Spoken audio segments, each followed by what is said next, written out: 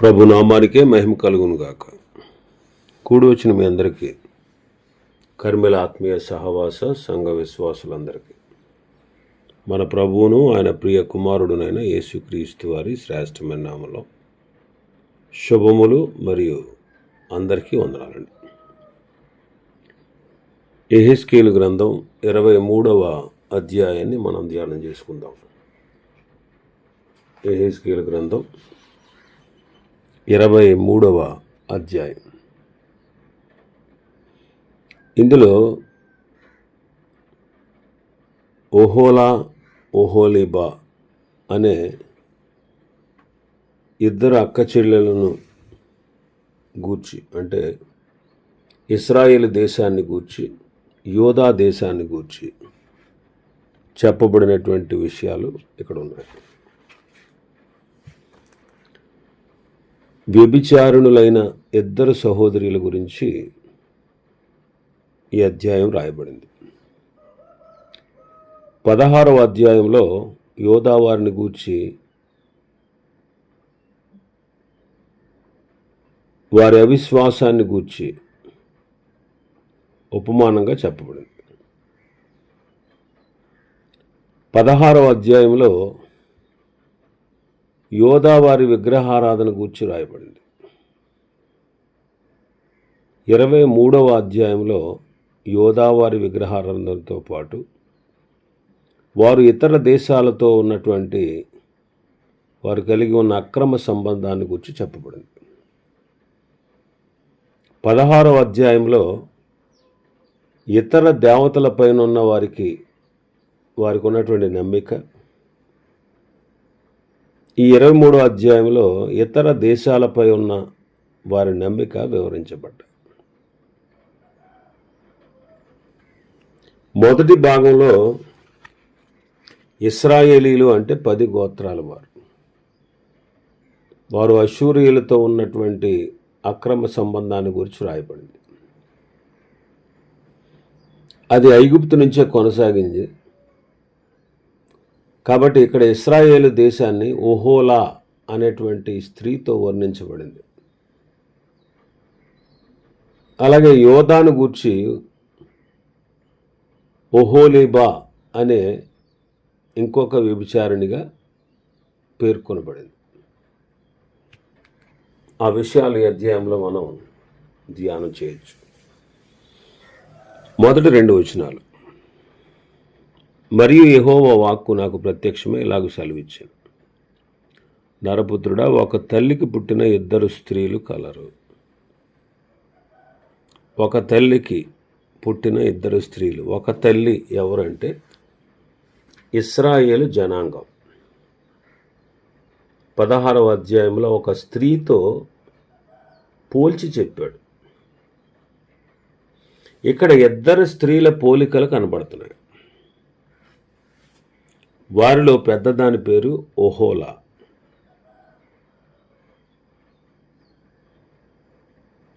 అనగా షోమ్రోన్ అన్నమాట. ఆమె సహోదరి పేరు ఓహోలీబా, అనగా యెరూషలేమును అది సూచిస్తూ ఉంది. దేవుడు ఇశ్రాయేలును ఐగుప్తులో నుండి విడిపించి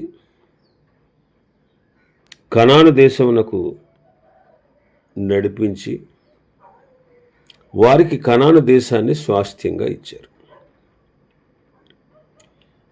వారు ఒకప్పుడు ఒకే రాజ్యంగా ఉండేవారు. మొదటి రాజు సౌలు, తర్వాత దావీదు, తర్వాత సొలొమోను. ఈ 3 రాజుల కాలంలో దేశమంతా ఒకే రాజ్యంగా ఉండేది.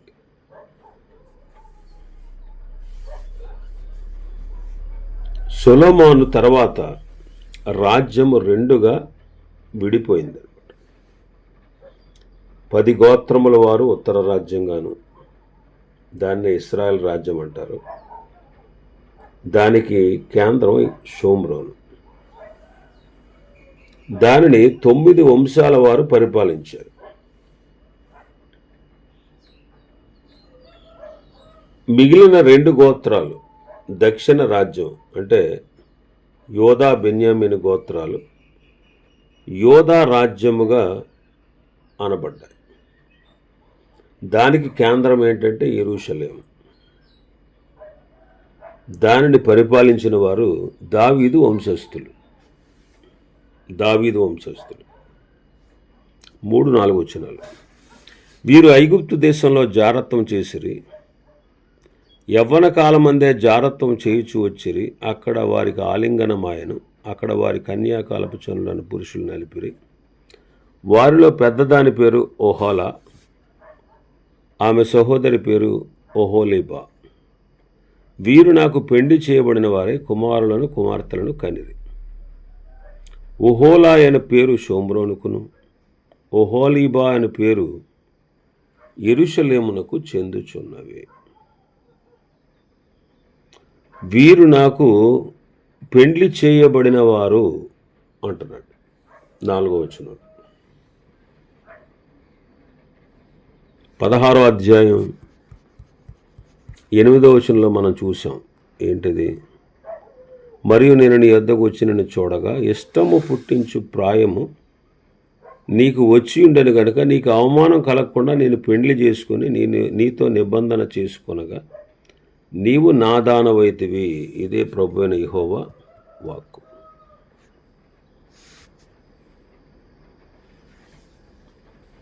స్త్రీ పోలికలో ఉన్నటువంటి ఇశ్రాయేలు జనాంగముతో దేవునికి వారికి మధ్య వివాహ నిబంధన లాంటి నిబంధన ఉంది. అందుకే నేను పెండ్లి చేసుకొని నీతో నిబంధన చేసుకొనగా నీవు నా దానవైతివి అంటాడు. నిబంధన చేసుకొనుట వివాహాన్ని సూచిస్తూ ఉంది. నిర్గమకాండం 24వ అధ్యాయం 3వ వచనం నుంచి చూస్తే, మోషే వచ్చి యెహోవా మాటలన్నిటినీ విధులన్నిటినీ ప్రజలతో వివరించి చెప్పాను. ప్రజలందరూ యెహోవా చెప్పిన మాటలన్నిటి ప్రకారము చేసేదమని ఏక శబ్దముతో ఉత్తరమిచ్చారు. మరియు మోషే యెహోవా మాటలన్నిటినీ వ్రాసి ఉదయమందు లేచి ఆ కొండ దిగువన బలిపీఠమును ఇశ్రాయేళ్ల 12 గోత్రముల చొప్పున 12 స్తంభములను కట్టి ఇశ్రాయేలీలలో యవనస్తులను పంపగా వారు దహన బలులు అర్పించి యెహోవాకు సమాధాన బలులుగా కోడెలు వధించిరి. అప్పుడు మోషే వాటి రక్తంలో సగము తీసుకొని పళ్ళెములో పోసి ఆ రక్తములో సగము బలిపీఠం మీద ప్రోక్షించాను. అతడు నిబంధన గ్రంథమును తీసుకొని ప్రజలకు వినిపించగా వారు యెహోవా చెప్పినవన్నీ చేయుచు విధేయులమై ఉందుమనిరి. అప్పుడు మోషే రక్తమును తీసుకొని ప్రజల మీద ప్రోక్షించి, ఇదిగో ఈ సంగతులన్నిటి విషయమై యెహోవా మీతో చేసిన నిబంధన రక్తము ఇదే అని చెప్పారు. మోషే దేవుని మాటలన్నీ ఇశ్రాయేలులకు తెలియజేశారు. ప్రజలందరూ ఏమన్నారు? యెహోవా చెప్పినవన్నీ కూడా మేము చేస్తాము, మేము విధేయులమై ఉంటాము అన్నారు. అప్పుడు మోషే ఏం చేశారు? రక్తాన్ని తీసుకొని ప్రజల మీద ప్రోక్షించి, ఇదిగో ఈ సంగతుల విషయమై యెహోవా మీతో చేసిన నిబంధన రక్తము ఇదే అని చెప్పారు. వివాహ సమయంలో పెండ్లి కుమారుడు పెండ్లి కుమార్తె ప్రమాణాలు చేస్తారు. ఆ ప్రమాణాలే వివాహానికి మూలమైనవి. అలాగే దేవుడు నిబంధన చేయగా మేము ఆ నిబంధనకు విధేయులమై ఉంటాము అని వాళ్ళు పలికారు. అప్పుడే వారికి ఏం జరిగింది? వివాహము జరిగింది. అయినా సరే వారి స్థితి చాలా భయంకరంగా కనబడతా ఉంది. ఇశ్రాయేలుల జాతి యొక్క ఆ కాలాలను 3 దశలుగా మనం చూడొచ్చు. ఒకటి బాల్యకాలము. మొదటిదేంటి? బాల్యకాలం. హోషేయ గ్రంథం 2వ అధ్యాయం 15వ వచనం, బాల్యమున ఐగుప్తు దేశంలో నుండి అది వచ్చినప్పుడు నా మాట వినినట్లు అంటున్నారు. బాల్యము, ఐగుప్తు దేశంలో ఉన్నటువంటి స్థితిని బాల్యము అంటున్నారు.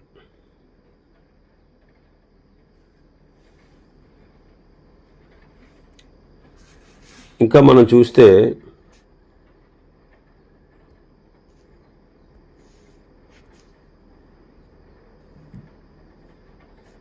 హోషేయ గ్రంథంలోనే 11వ అధ్యాయం 1వ వచనం.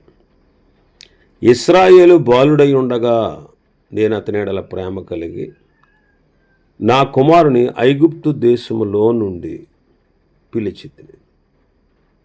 ఇశ్రాయేలు బాలుడై ఉండగా నా కుమారుని ఐగుప్తులో నుండి పిలిచితిని. ఈ వాక్యాలను బట్టి ఇశ్రాయేలీల బాల్య దశ ఐగుప్తులో ఉంది. అంటే ఐగుప్తులో ఉన్నప్పుడు వారు బాల్య దశలో ఉన్నారు. అది ఇర్మియా గ్రంథం 2వ అధ్యాయం 2వ వచనం.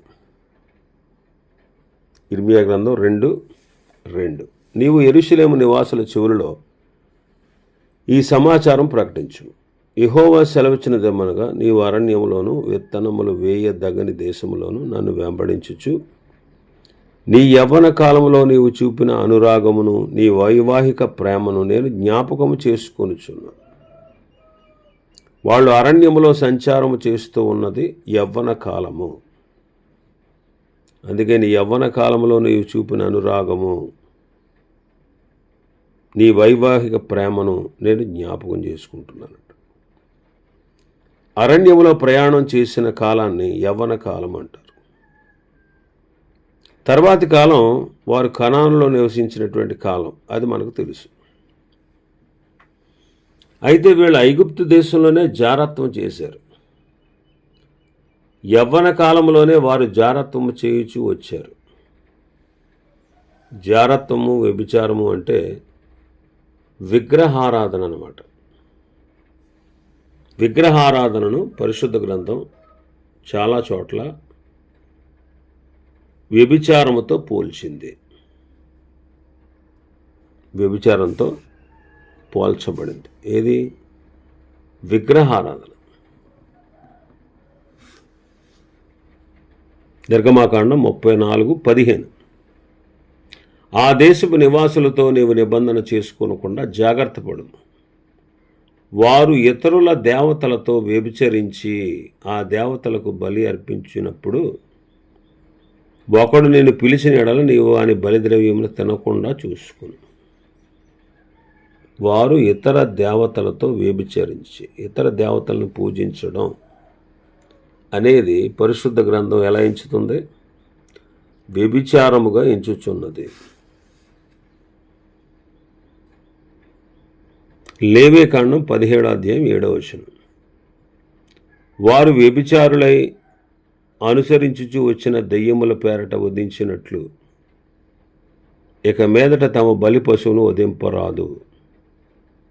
ఇది వారి తరతరములకు నిత్యమైన కట్టడ. దెయ్యముల పేరట వధించినట్లు వారు వ్యభిచారులై అంటున్నాడు. ద్వితీయోపదేశకాండం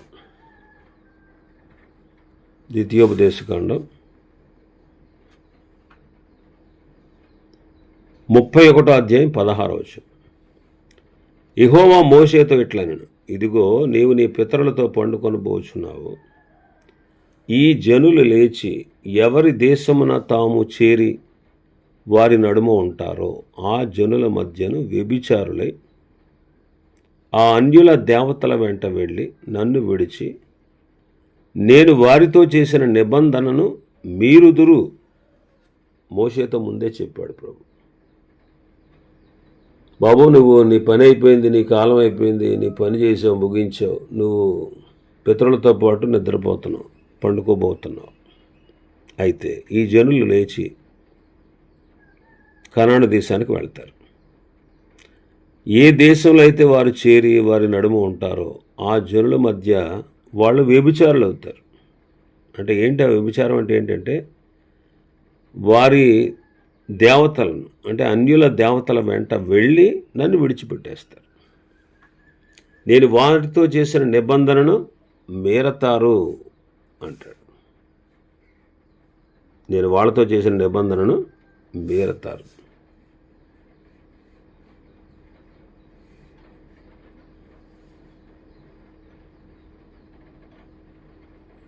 న్యాయాధిపతుల గ్రంథం 2వ అధ్యాయం 17వ వచనం.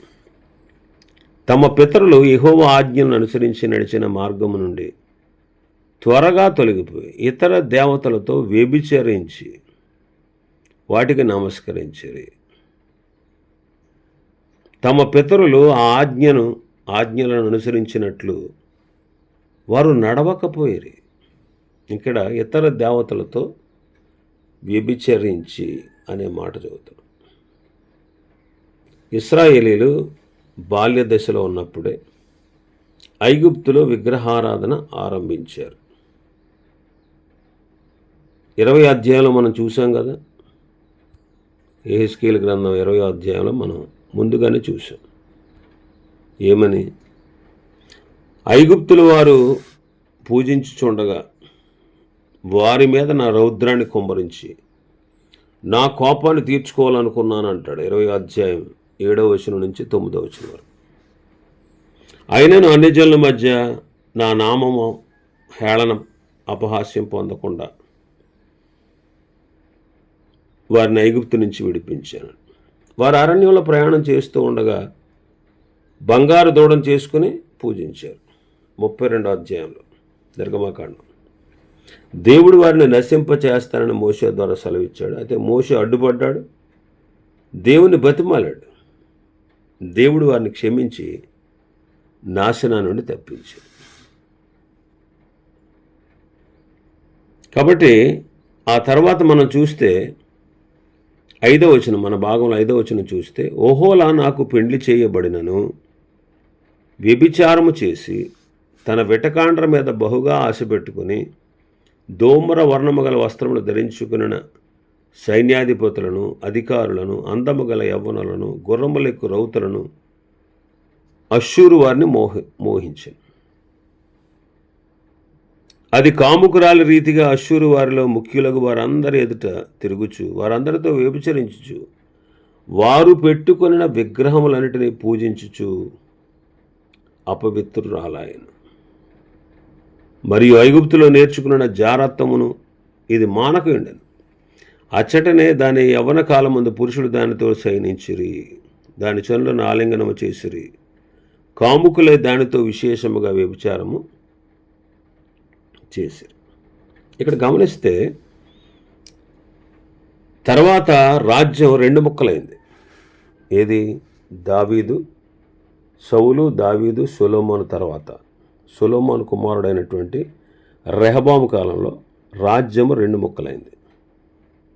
యెరోబాముకి దేవుడు 10 గోత్రాలు వారిని ఇచ్చి పరిపాలించమని చెప్పాడు. 2 గోత్రాలు మాత్రమే సొలొమోను అంటే దావీదు కుమారులకు మిగిల్చాడు.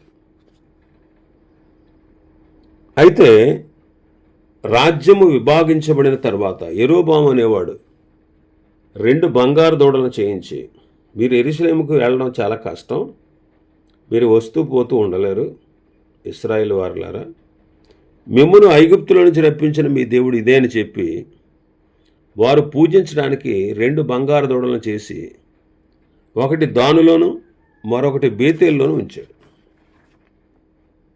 ఇశ్రాయేలీలు వాటినే పూజిస్తూ పాపం చేస్తూ వచ్చారు. తర్వాత యోధా వారు కూడా విగ్రహారాధనలో మునిగిపోయారండి. 2 గోత్రాల వాళ్ళు కూడా షోమ్రోను కంటే అత్యధికంగా మునిగిపోయారు మనం చూస్తాం. 6-7 వచనాల్లో మనం చదివిన మాట ఏంటంటే, అశ్షూరు వారిని వారు మోహించారు. అంటే అశ్షూరు రాజు మీద ఆధారపడ్డారు, ఇతర రాజులను నమ్ముకున్నారు. దేవుని నమ్మడం కంటే, దేవుని మీద నమ్మిక కంటే వారికి ఇతర రాజుల మీద నమ్మిక ఎక్కువైంది. అందుకు ఆ మాట వ్యభిచారంగా చెప్పబడింది. వారు దేవుని విడిచిపెట్టి ఇతర దేవతలను పూజించడం, వారు దేవుని విడిచిపెట్టి ఇతర రాజులను నమ్ముకోవడం, ఇతర దేశాల మీద ఆధారపడ్డాన్ని ఇక్కడ వ్యభిచారంగా చెప్పబడింది. కాబట్టి ఇశ్రాయేలు వారు అష్షూరు వారి సహాయాన్ని కోరారు. ఇశ్రాయేలు వారు అష్షూరు యొక్క సహాయాన్ని మనం కోరినట్టు చూస్తాం.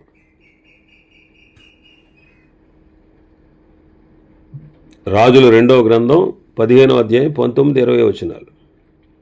అష్షూరు రాజు అయిన పూలు దేశం మీదకి రాగా మెనహేము తన రాజ్యాన్ని స్థిరపరచునట్లుగా పూలు చేత సంధి చేయించుకొనవలనని 2000 మణుగుల వెండి పూలునకు ఇచ్చాను. మెనహేము ఇశ్రాయేల్లో భాగ్యవంతులైన గొప్పవారిలో ప్రతి మనిషి వద్ద 50 తులముల వెండి వసూలు చేసి ఆ ద్రవ్యాన్ని అష్షూరు రాజుకి ఇచ్చాను. కనుక అష్షూరు రాజు దేశమును విడిచి వెళ్ళిపోయాను. అష్షూరు రాజు దండెత్తి వచ్చాడు. అప్పుడు పరిపాలన చేస్తున్నటువంటి మెనహేం అనేటువంటి రాజు రాజ్యము స్థిరపడాలని వాడి చేత సంధి చేసుకుని వాడికి పన్ను చెల్లించాడు. అందుకు వాడు విడిచిపెట్టి వెళ్ళిపోయాడు. అంటే అతనికి సామంతరాజుగా ఉన్నాడనమాట. సామంతరాజుగా ఉన్నాడు. అందుకే వాక్యంలో ఏమనుంది? రాజులను నమ్ముకున్నట్టు కంటే యెహోవాను ఆశ్రయించుట మేలు. నరుల చేత రాజుల చేత రక్షణ కలగదు, వారిని నమ్ముకోకండి, వారు ఆనాడే నశించిపోతారంటాడు. నరులను ఆశ్రయించి శరీరాలను ఆధారంగా చేసుకునేవాడు తన హృదయంలో యెహోవా మీద నుంచి తొలగించుకుంటాడు. వాడు శాపగ్రస్తుడవుతాడు. వాడు ఎడారిలో అరూహ వృక్షం వలె ఉంటాడు. కానీ యెహోవాను నమ్ముకునేవాడు ధన్యుడు. వాడు జలముల యొద్ద నాటబడిన చెట్టులాగా చక్కగా ఎదిగి ఫలిస్తాడు అంట. కాబట్టి వీళ్ళు రాజులను ఆశ్రయిస్తూ వచ్చారు. రాజులను ఆశ్రయిస్తూ వచ్చారు. 9-10 వచనాల్లో మనం చూసాం.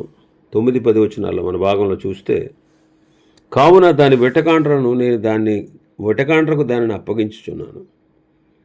అది మోహించిన అష్షూరు వారికి దానిని అప్పగించి ఉన్నాను. వీరు దాన్ని మానాచ్ఛాదము తీసిరి, దాని కుమార్తెలను పట్టుకొని దానిని ఖడ్గము చేత చంపిరి. ఇలాగున ఆమె స్త్రీలలో అపకీర్తి పాలై శిక్ష నొందెను. కాబట్టి ఎవరినైతే వాళ్ళు ఆశ్రయించారో అష్షూరు రాజుని, ఇశ్రాయేల్ 10 గోత్రాల వాళ్ళని దేవుడు ఏం చేశాడు? అష్షూరు వారికి అప్పగించాడు. అష్షూరు వారికే అప్పగించాడు. వాళ్ళు ఏం చేశారంటే దేశాన్ని సర్వనాశనం చేశారు, అష్షూరు వాడు. కాబట్టి ఇక్కడ వ్యభిచారము అంటే అర్థం ఏంటంటే, ఇశ్రాయేలీలు దేవుని జనాంగం. ఇశ్రాయేల్ రాజ్యం దేవుని రాజ్యం. దేవుడు వారిని ఎన్నుకున్నాడు, కోరుకున్నాడు, ప్రేమించాడు, రక్షించాడు. ఐగుప్తు నుంచి విడిపించి, పితరులకు వాగ్దానం చేసి ఐగుప్తు నుంచి విడిపించి, అరణ్యములో నడిపించి, కనానులో ప్రవేశపెట్టి, పాలు తేనెలు ప్రవహించే దేశం వారికి ఇవ్వడం కోసం అక్కడ ఉన్నటువంటి 7 జాతుల వారిని సంహరించి ఆ దేశాన్ని వీరికి స్వాస్థ్యంగా ఇచ్చాడు. వాళ్ళు ప్రభువునే సేవించాలి, ఆయన మీదే ఆధారపడాలి, ఆయన్నే నమ్మాలి. కానీ వాళ్ళు ఏం చేశారు? ఆయన విడిచిపెట్టి ఇతర దేశస్తుల దేవతలని వాళ్లకు దేవతలుగా తీసుకుని వాటిని పూజిస్తూ దేవుని విడిచిపెట్టి, ప్రతి విషయంలో దేవుని మీద వాళ్ళు ఆధారపడాల్సిన వాళ్ళు దేవుని మీద ఆధారపడకుండా ఇతర రాజుల మీద, ఇతర రాజ్యాల మీద, ఇతర దేశాల మీద వాళ్ళు ఆధారపడ్డారు. దాన్నే ఇక్కడ ఏమంటున్నాడంటే ఈ అధ్యాయంలో వ్యభిచారము అంటున్నాడు. వ్యభిచారం అంటున్నాడు. కాబట్టి మనం కూడా ఆలోచన చేయాలి. మనల్ని దేవుడు ప్రేమించాడు, మనల్ని దేవుడు రక్షించాడు, పాపం నుంచి విడిపించాడు, నిత్య జీవానికి వారసులుగా చేశాడు. ఆయన మనల్ని ఎంతో ప్రేమించాడు. ఈనాడు ఇలా ఉన్నామంటే కారణం, రక్షణ పొందిన ప్రతి ఒక్కరికి తెలుసు మనం ఎలాంటి స్థితిలో ఉన్నాం. ఒకప్పుడు నశించి నాశనానికి పోయే స్థితిలో ఉండేవాళ్ళం. ఇప్పుడు రక్షణ పొంది నిత్య జీవాన్ని స్వతంత్రించుకున్నాం. ఎంత గొప్ప ఆధిక్యత దేవుడు మనకిచ్చాడు. ఉచితంగా మనల్ని నీతిమంతులుగా తీర్చాడు. ఎంత గొప్ప దేవుణ్ణి మనం నిర్లక్ష్య పెట్టకూడదు. మరి ఆయన ఎంతగా ప్రేమించాలి, ఆయన ఆరాధించాలి, ఆయన పూజించాలి, ఆయన స్తుతించాలి, ఆయన గణపరచాలి. ఆయన ప్రేమను గుర్తుపెట్టుకోవాలి, ఆయన అడుగుజాడలో నడవాలి, ఆయన చెప్పిన ఆజ్ఞల ప్రకారంగా జీవించాలి, ఆయన చిత్తాన్ని జరిగించాలి, ఆయన ఇష్టాన్ని నెరవేర్చాలి, మన ఇష్టాన్ని మనం చంపుకోవాలి, పాపాన్ని విడిచిపెట్టి పరిశుద్ధంగా, నీతిగా, యథార్థంగా కొనసాగాలి. ఆయన బిడలమని లోకమందు రుజువు చేయాలి, అన్ని జనుల మధ్యలో ఆయన నామాన్ని చాటించాలి, రక్షణ సువార్తను ఇతరులకు ప్రకటించాలి, అనేకుల ఆత్మల రక్షణ కొరకు మనం ప్రయాసపడాలి. అది మానేసి మనం ప్రభువుని ఎరిగి ఉండి కూడా, రక్షణ పొంది బాప్తీసం తీసుకుని కూడా మనం ప్రభువుని నిర్లక్ష్య పెడితే, ఆయన ఆశ్రయించకపోతే, ఆయన నమ్మకపోతే, ఆయన మీద ఆధారపడకపోతే, ఆయన చిత్తాన్ని జరిగించకపోతే మనం కూడా వ్యభిచారులమే. అదనమాట ఇక్కడ అర్థం. కాబట్టి మనకు సర్వస్వం ప్రభువే, మనకు సర్వస్వం ప్రభువే. అలాగ మనం ఉండాలి, అలా మనం జీవించాలి. ఇంకా చాలా విషయాలు ఉన్నాయి. ఈ 10 వచనాల వరకు మనం ధ్యానం చేసుకున్నాం. మిగిలిన విషయాలు ప్రభు చిత్తమైతే రేపు మనం ధ్యానం చేసుకుందాం. దేవుడి వర్తమాన వాక్యాన్ని మన వినికిడిలో ఆశీర్వదించును గాక. ఆమేన్. ప్రార్థన చేసుకుందాం.